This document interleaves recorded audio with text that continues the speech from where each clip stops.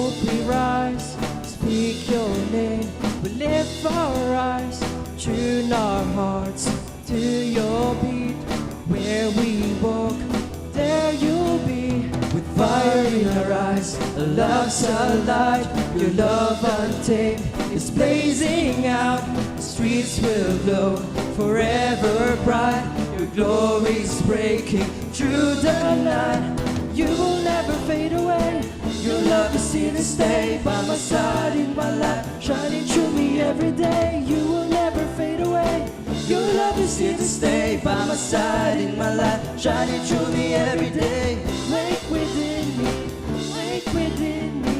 You're in my heart forever. You wake within me, wake within me. You're in my heart forever. Forever, forever, forever in your love.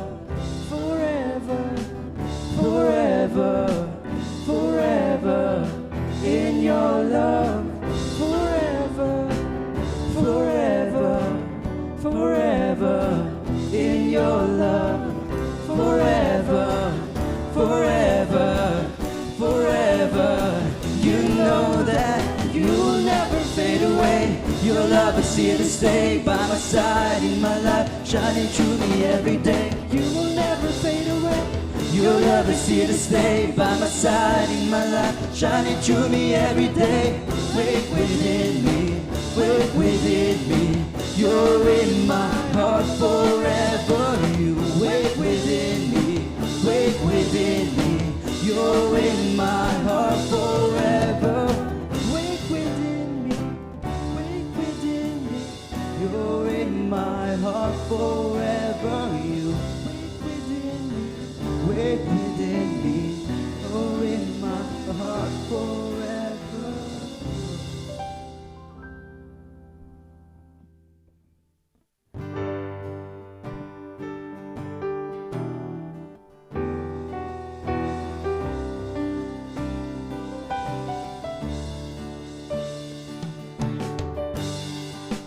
All of my life, all of my days, I will worship you the same.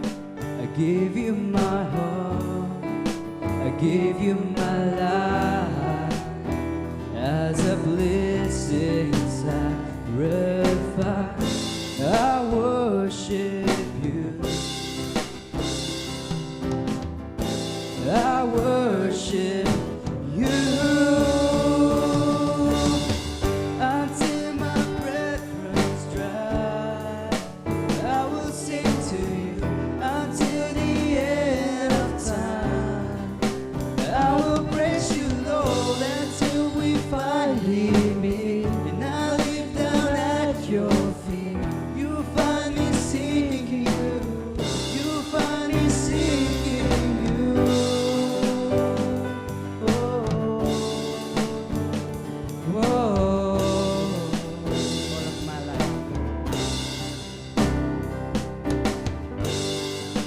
All of my life, all of my days, I will worship you the same. I give you my heart, I give you my life as a blessing sacrifice. I worship you. I worship you until my breath runs dry. I will sing to you until the end of time. I will praise you, Lord, until we finally meet. And I live down at your feet. You'll find me singing you. You'll find me singing you until my breath runs dry. I will sing to you until the end of time. I will praise you, Lord, until we finally meet. And I live down at your feet.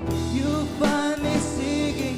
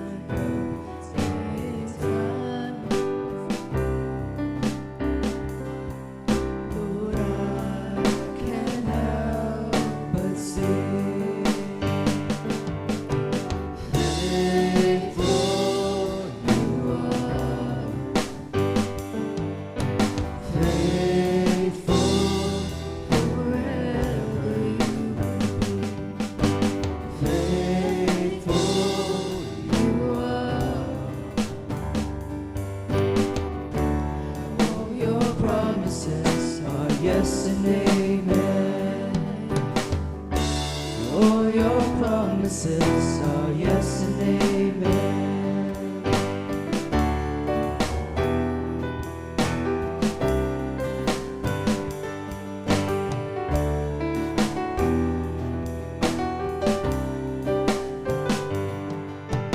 Beautiful Savior, you have brought me here.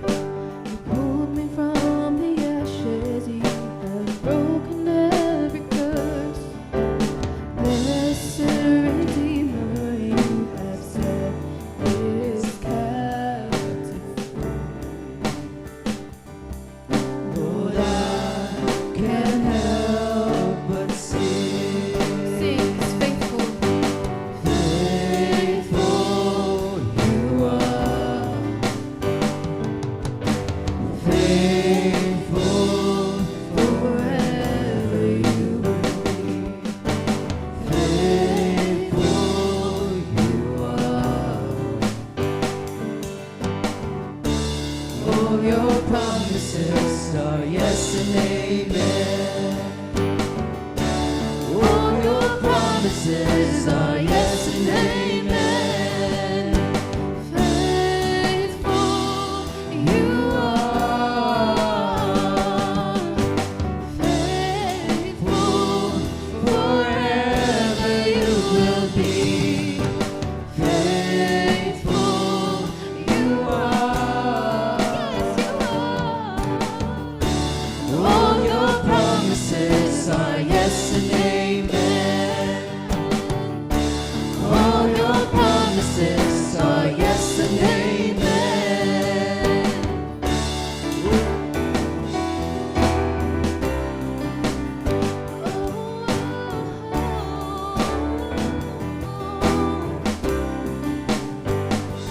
I will rest in your promises. My confidence is your faithfulness. And I will sing, I will rest in your promises. My confidence is your faithfulness. And I will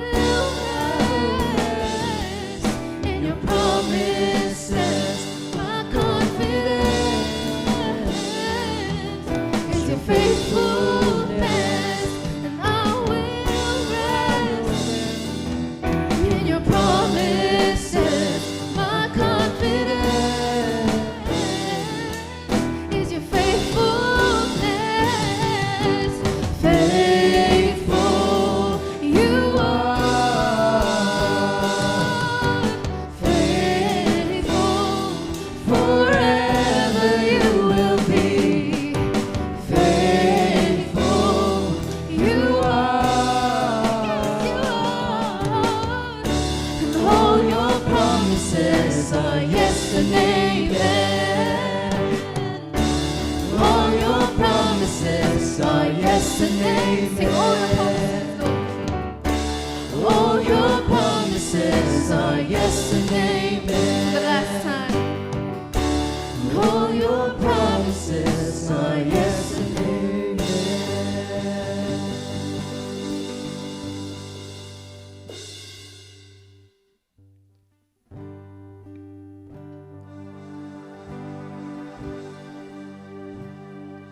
You unravel me with a melody.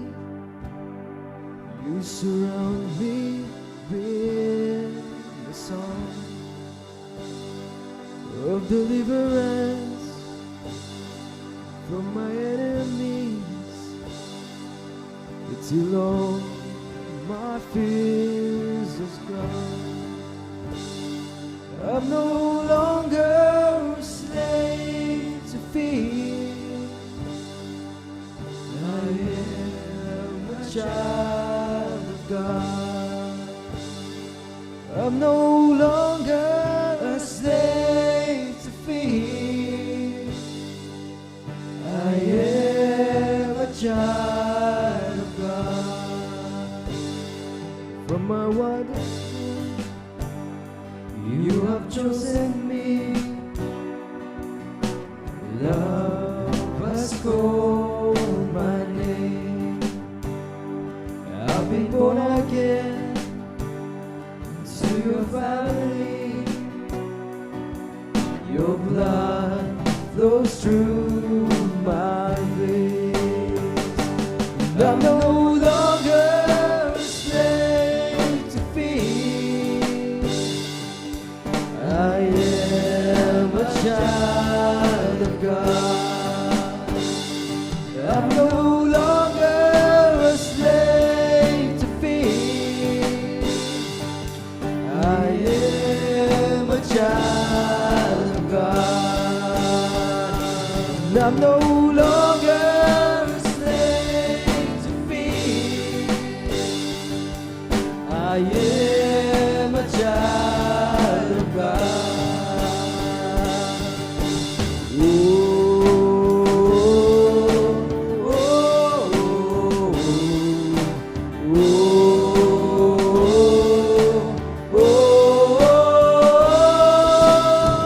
You split the sea so I could walk right through it.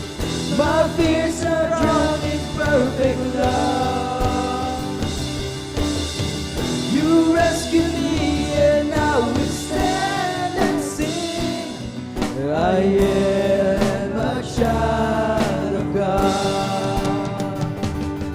I am a child of God. I am a child of God.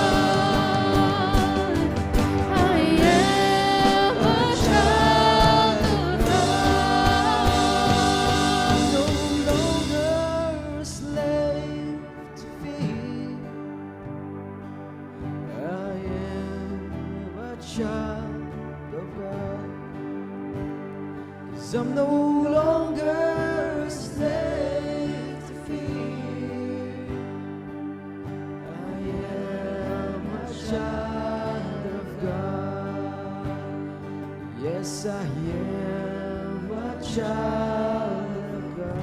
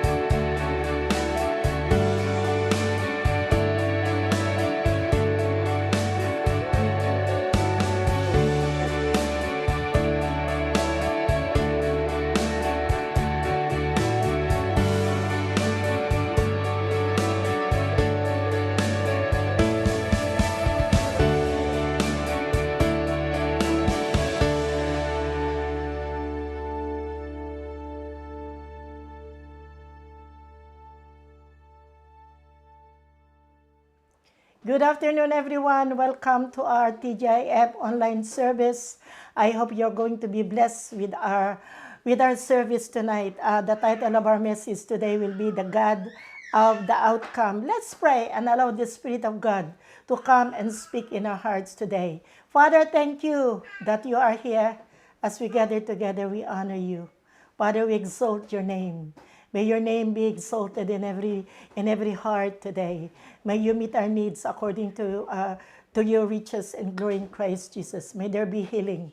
May there be deliverance in the name of Jesus. As we study your word, Father, we thank you that your words is powerful than two-edged sword. Father, we lift up the service unto you. We lift up those people that are watching online. May your will be done, Lord. May your kingdom come in Jesus' name. Amen. Yes. The title of the message today is The God of the Outcome. Nothing happened by accident. When God created heaven and earth, and God saw everything that He had made, and behold, it was very good. For every creation of God is good, and nothing that is received with thanksgiving should be taken for granted. Amen? Hallelujah. God is the God of the outcome. Nothing is left by chance and fate. But every act upon this stage of human event is directed by God's plan for man and His creation. Faith is patient submission to the will of God. Faith is the form of faith is not a form of manipulation that we use to keep God's on schedule. People of faith don't respond with fear. Amen?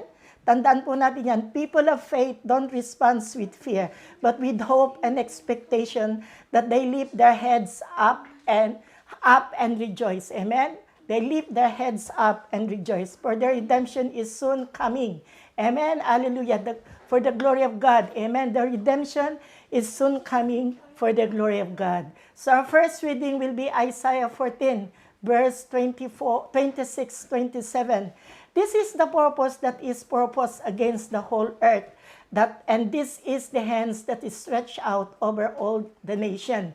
For the Lord of hosts has purpose, and who will annul it? His hand is stretched out, and who will turn it back? Amen. Hallelujah. Let those who made themselves a yoke and burden to God's people see what we are to expect. Let those that are called according to God's purpose comport themselves that whatever God has purposed it shall stand. Amen? Tandaan po natin yan. Whatever God had purposed it shall stand. The Lord of hosts has purposed to break a Syrian yoke. This hand is stretched out to execute this purpose. And who has the power to turn it back? No one had the power to turn it back. Such dispensation of providence, the Almighty showed in the most convincing manner that sin is hateful at His sight. Amen? Ang sin po is hateful at God's sight. But Isaiah no doubt looked deeper than this and thought of his bearing on the religious future of mankind. The two verses striking testimony to the grandeur of Isaiah's conception of the divine government. Amen? The God who Lord them all has His own purpose, and no one can annul it or reverse it. In His counsel will stand forever. Tandaan po natin yan. His counsel will stand forever. Amen?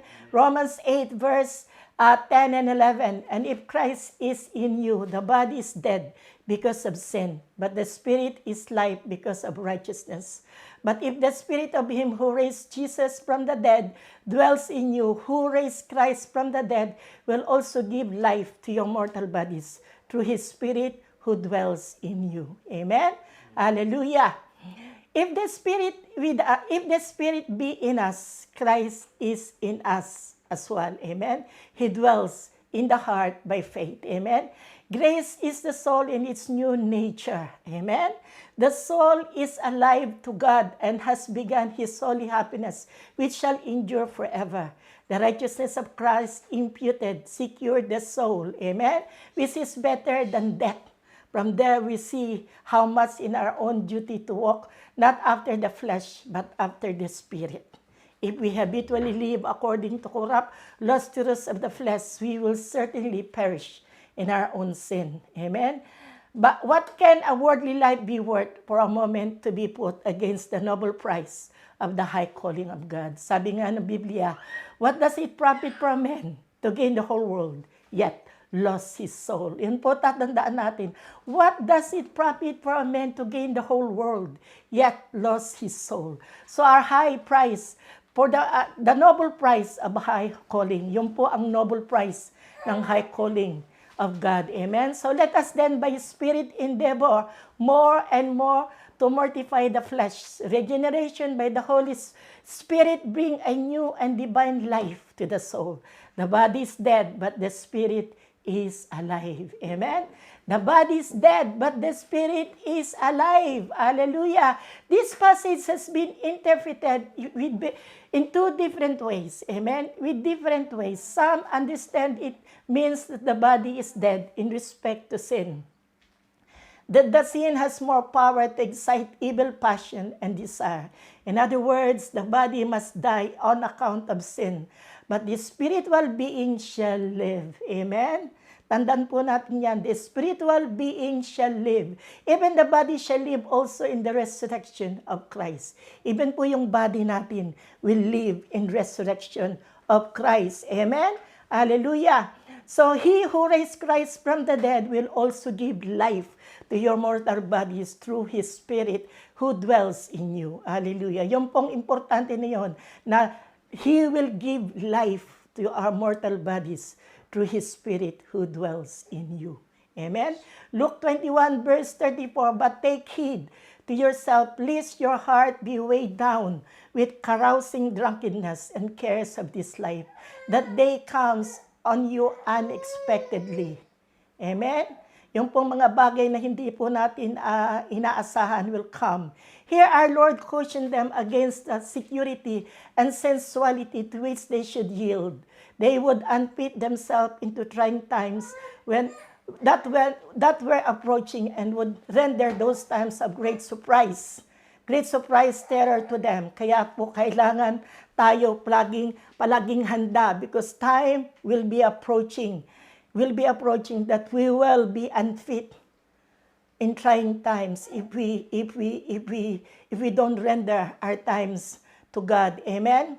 If this involved themselves in the sin of others that would come into their countrymen, this involved to the sin of others that will come to our countrymen. So we had to focus unto God at all times. By this we learn first that Christ's promise of deliverance to His disciples and the first Christian were conditional, not only to be fulfilled, provided that through divine grace they make their care to guard against those sins which have expose them to God's judgment. Amen? Kaya kailangan po, we totally focus unto God. And second, there is close connection between our duty and safety, between our obedience to God and the divine aid and providence for our preservation, whether temporal or spiritual, that we are to expect preservation immediately from the hands of God, lest at any time our heart be weighed down with worries of this world that would come unexpectedly.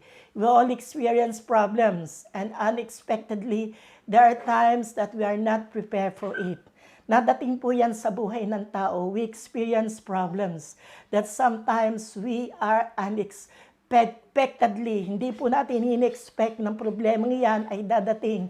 And there are times we are not prepared for it. Amen? Kaya be on your guard at all times. Be focused unto God. Amen? Psalm 33 verse 11-12, the counsel of the Lord stand forever, the plan of His heart to all generation. Blessed is the nation whose God is the Lord, the people He had chosen for His own inheritance. Amen? The counsel of the Lord stand forever, by which we are meant that the doctrine of the gospel and the ordinance of it, though this will stand firm and remain at the end of the world, until the end of the world. But the purpose and degree of God, which are wisely formed to Himself, are eternal and unfrustrated, and related to all things God's providence, God's providence and grace. The Lord does all things according to the counsel of His will, not in the government of the world. Amen? Tandaan po natin yan. The Lord does all things according to the counsel of His will, not in the government of the world, but according to His salvation of men. Amen? The choice of person to everlasting life is according to their redemption and effectual calling and glorification and the thought of God's heart to all generation, which with respect to His own people are thought of peace. Amen?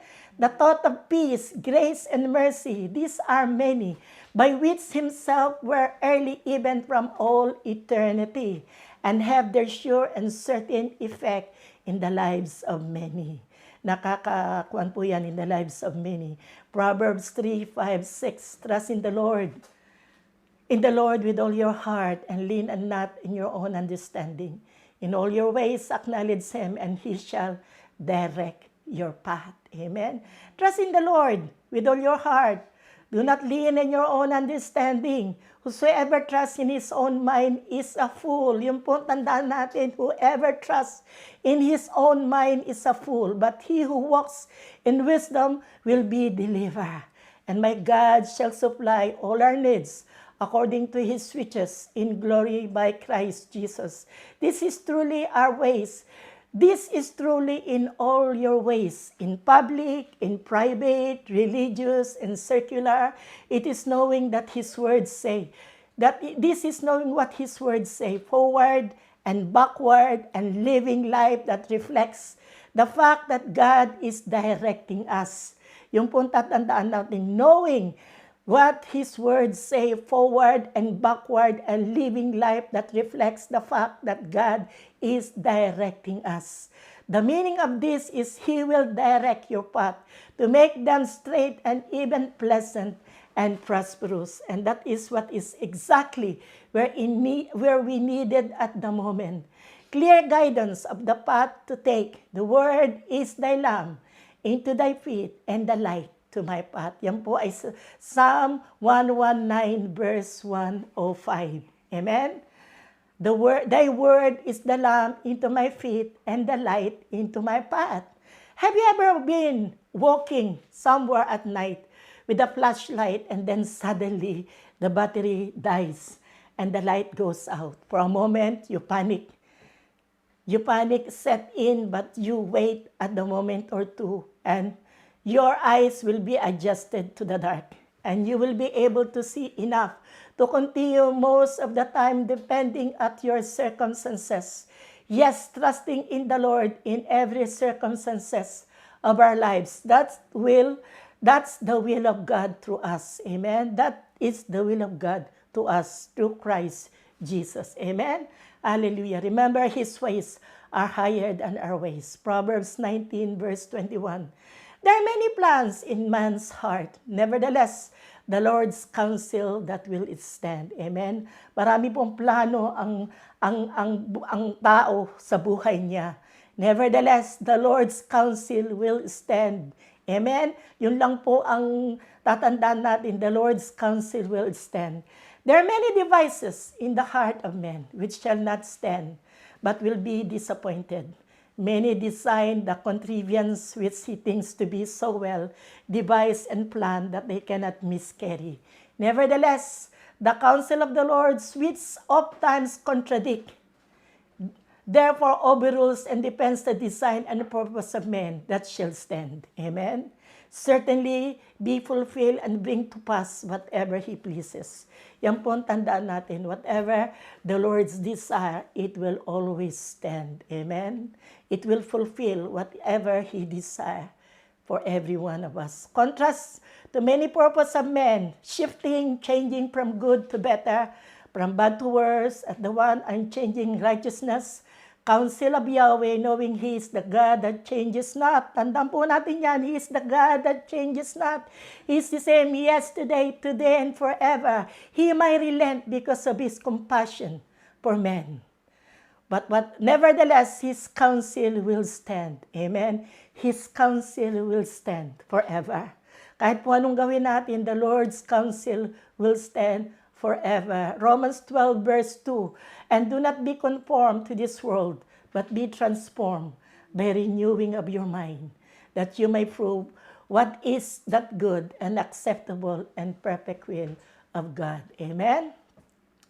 Paul is urging Christians to respond to God's mercy, his forgiveness of our sin, and his inclusion of us in his family. God includes us in his family, inclusion of his family. The appropriate reaction would be offering to him our entire lives as form of living and breathing and sacrifice. Yung po ang dapat na ibabalik natin sa Panginoon. Amen? Our offering to him our entire life as form of living and breathing sacrifice. Amen? Next, Paul writes that we must no longer be conformed to the world. The word world is often used in the New Testament to referring to the worldly system in the way that every human being live by default. John described these worldly ways of living as the desire of the flesh and the desire of the eyes and pride of life. Makikita po natin yan sa 1 John 2 and 16. Yes, the desire of the flesh and the desire of the eyes and pride of life. Yun po ang downfall of men. By instinct, all of us chase things in pursuit of happiness and meaning. Paul tells us to abandon the chase for pleasure, for possession, and status. Stop living like everyone else. Instead, he urges us to be transformed from inside out. Especially, he writes that we must be changed in how we think, to have our mind renewed so that we can begin to understand God's will for our lives. Amen. The perfect will of God. God may continue to provide us with pleasure, possession, and status in various forms. But he urges us to learn how to look at life in a new question. Kailangan po titignan natin ang buhay natin in a new question. What does God wants from me? Amen? Yung pong question, what does God wants from me? What is truly good and acceptable, perfect use of my life for His purpose, not just for my own? Yung pong itatanong natin sa ating sarili, what does God really wants from me? What is truly good, acceptable, and perfect use of my life for His purpose and not just for my own? Have we ever questioned that as a Christian? We should question ourselves, what does God wants from me? Philippians 4 verse 8, finally, brethren, whatever things are true, whatever things are noble, whatever things are just, whatever things are pure, whatever things are lovely, whatever things are good report, if there is any virtue and if there's anything praiseworthy, meditate on this. Amen. Meditate on this. He repeated the word finally.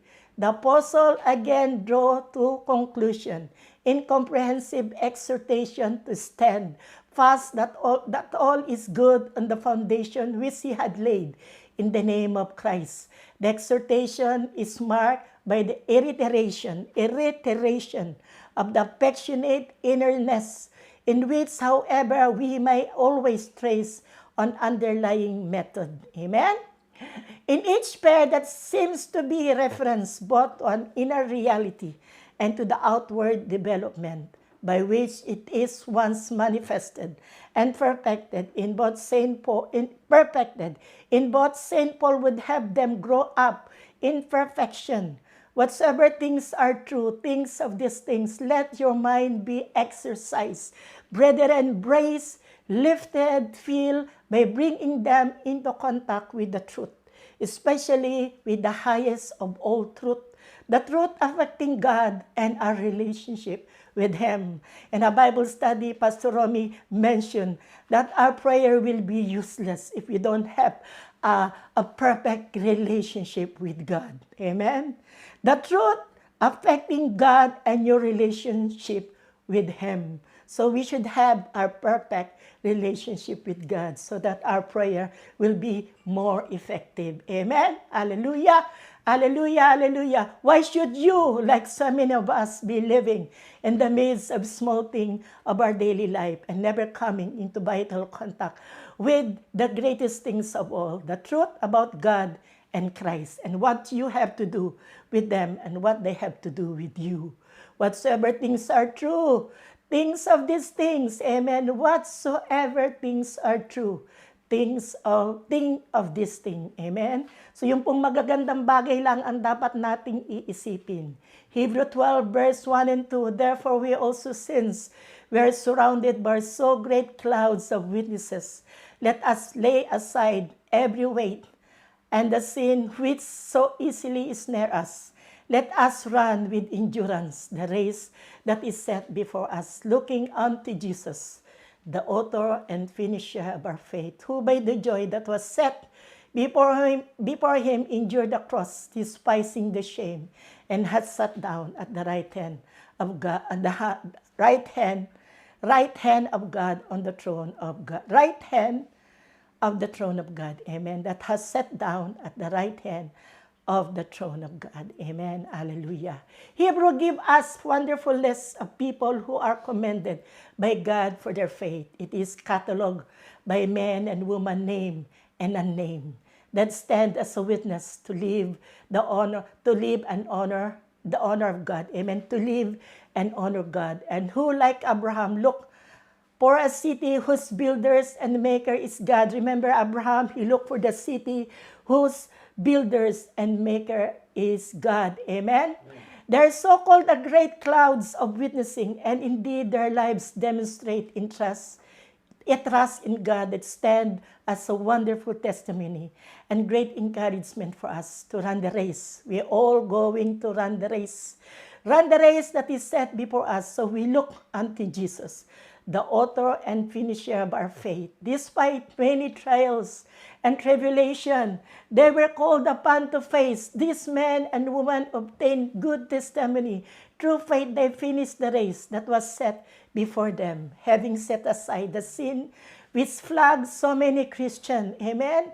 Marami po tayong pagkakasala, nagkakaroon po tayo ng pagkakasala. Flag many Christians, the sin of unbelief. Yan po palagi nagkakaroon tayo ng doubt if we had sin of unbelief. As we look at their example, we are challenged with our own race through life to disregard things and everything that might slow your progress or hindrance in witnessing. We press towards the goal for the upward call of God in Christ Jesus. We press on. Amen? We press on towards the goal for the upward call of God in Christ Jesus. Kailangan pong ipipress on natin yan. We are more driven to press on the goal for the glory of God. Amen? Amen. Hallelujah. Hebrew 10 verse 35-36, therefore do not cast away your confidence, amen, which has great reward, for you have need of endurance, so that after you have done the will of God, you may receive the promise. Amen. Hallelujah. The fundamental message of the book of Hebrew is summarized in verse 35 and 36. Everything else said in this letter is meant to strengthen Christian confidence that Jesus Christ is in fact the ultimate means of our salvation. Even in the face of persecution and doubt, there is written word, in fact, already survived some level of persecution. It is written, and in fact, already survived some level of persecution. Marami pong mga Christian na nape-persecute, but all of us will go through those persecution, but we should never throw away our self-confidence, since the gospel they hold is so obviously true and so incredibly valuable. And since the consequences of rejecting are to hold fast in their faith in face of difficult times, for every reason to trust in God and His promise to those whom these words, their confidence is rooted in the truth of the gospel. Yung pong confidence natin is rooted in the truth of the gospel. Kailangang maniniwala po tayo that it is rooted in the truth of the gospel. Hebrew contain extensive evidence that Old Testament predicted the coming of Christ, the fulfillment of God's plan for our salvation. At all the same time, God provided example to warn us about what happened when we fall in doubt and disobedience, such as Israel's suffering in the wilderness. The reward of steadfast faith that is not only about gaining something positive, but it is also avoiding the consequences of sin. Amen? May I repeat that? The reward of steadfast faith that is not only about gaining something positive. It is also about avoiding the consequences of sin. Amen? Philippians 3:13-14, brethren, I do not count myself to have apprehended. This is Paul again, but one thing I do, forgetting things which are behind, and reaching forward to those things which are ahead. I press towards the goal for the prize of the upward call of God in Christ Jesus. Amen. Hallelujah. We must not allow ourselves, like so many in the world, to consider that salvation is an easy falling off log. Did Jesus have suffered hatred and persecution? Certainly. Did the Apostle Paul endured many tough trials? Certainly. Each follower of Christ's name in Hebrew 11 has to experience similar things in the times of service. We must adopt the mindset that the Apostle Paul followed to keep himself on track. Yan po ay mararanasan in every believers. We will be persecuted in our time of service. But we must adopt the mindset that the Apostle Paul followed to keep himself on track.